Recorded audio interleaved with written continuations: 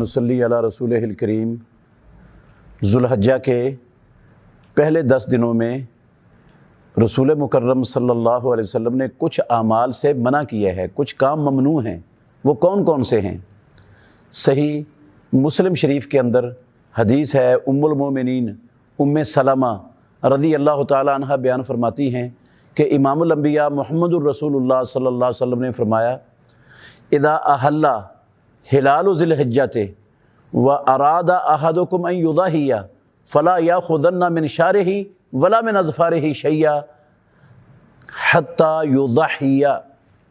جب ذوالحجہ کا چاند طلوع ہو جائے تو ذوالحجہ کا چاند طلوع ہونے کے بعد جو شخص قربانی کی استطاعت رکھتا ہے اور قربانی کرنا چاہتا ہے، وہ اپنے جسم کا کوئی بال نہ کاٹے گا، نہ تراشے گا، اور نہ اپنے جسم سے ناخن کاٹے گا اور تراشے گا۔ امام الانبیاء محمد الرسول اللہ صلی اللہ علیہ وسلم نے اس سے منع فر دیا، فلا یاخذن، ہرگز نہ وہ اپنے بالوں میں سے کچھ بالوں کو کاٹے یا تراشے، اور نہ ہی وہ اپنے ناخن کاٹے اور تراشے۔ اس سے رسول اللہ صلی اللہ علیہ وسلم نے منع فرما دی ہے۔ اور اللہ کے نبی جس کام سے منع فرما دیں وہ کام کرنا مسلمان پر حرام ہو جاتا ہے۔ تو یہ قربانی کرنے والے شخص کے لیے حرام ہے کہ ذوالحجہ کا چاند طلوع ہونے کے بعد وہ اپنے ناخن کاٹے یا اپنے بال کاٹے۔ بال چاہے سر کے ہوں، چاہے مونچھوں کے ہوں، چاہے زیر بغل ہوں، چاہے زیر ناف ہوں، کسی قسم کا جسم سے کوئی بال نہ کاٹنا ہے، نہ تراشنا ہے، نہ ناخن کاٹنا ہے۔ یہ محمد الرسول اللہ صلی اللہ علیہ وسلم کی ممانعت اور آپ نے منع فرما دیا ہے اس سے۔ اور یہ چونکہ قربانی جو گھر کا سربراہ کرتا ہے وہ ایک بندے کی طرف سے نہیں ہوتی، وہ سارے گھر والوں کی طرف سے ہوتی ہے، اور سارے گھر والوں کا ہی ارادہ ہوتا ہے قربانی کا۔ اگر گھر کے کسی فرد سے بھی پوچھا جائے بھئی آپ قربانی کرنا چاہتے ہو، تو اگر ان کا سربراہ کر رہا ہے تو وہ سب کہتے ہیں جی ہاں ہم قربانی کرنا چاہتے ہیں، ہمارے گھر میں قربانی ہے۔ اس کا مطلب ہے قربانی ایک بندے کی طرف سے نہیں ہے، پورے گھر کی طرف سے ہے۔ تو یہ پابندی پورے گھر والوں کو اس پابندی کا اہتمام کرنا چاہیے، خواتین بھی، بڑے بھی، حتیٰ کہ بچوں کے بھی بال اور ناخن ان 10 دنوں میں نہیں کاٹنے چاہیے، کیونکہ سب کی طرف سے یہ قربانی ہو رہی ہے۔ جو گھر کے اندر موجود افراد ہیں، زیر کفالت ہیں اس شخص کے، وہ سارے کے سارے اس پابندی کے پابند ہیں، وہ کوئی بھی اس سے مستثنیٰ نہیں ہے۔ سب کو جو ہے نا وہ پرہیز کرنا چاہیے۔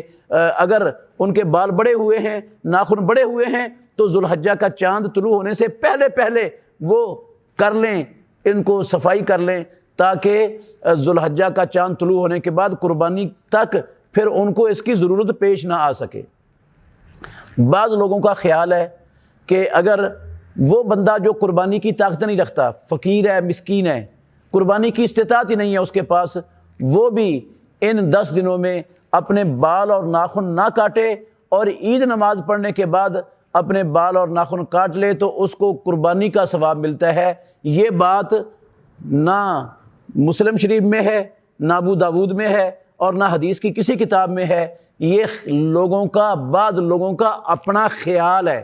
جو حدیث صحیح سنن ابو داود میں موجود ہے وہ اس طرح ہے، وہ ہے ایک بندہ آیا رسول اللہ صلی اللہ علیہ وسلم کے پاس، اس نے کہا اللہ کے نبی میرے پاس دودھ والی بکری کے سوا کچھ بھی نہیں ہے قربانی کرنے والے کے لیے، قربانی کرنے کے لیے کوئی جانور نہیں ہے، استطاعت نہیں ہے، صرف ایک دودھ والی بکری ہے، اور اس بکری کے ساتھ ہمارا گزارا ہے، اس دودھ والی بکری پر۔ تو رسول مکرم صلی اللہ علیہ وسلم نے اس شخص کو کہا، یہ سنن ابو داود میں صحیح حدیث ہے، کہ آپ عید نماز پڑھنے کے بعد اپنے ناخن تراش لو، اپنے سر کے بال کاٹ لو، اپنے زیر بغل بال کھینچ دو، اپنی مونچھوں کے بال تراش لو، زیر ناف بال صاف کر لو، فَإِنَّمَا تِلْكَ أُضْحِيَةٌ، یہ تیری پوری قربانی ہو جائے گی۔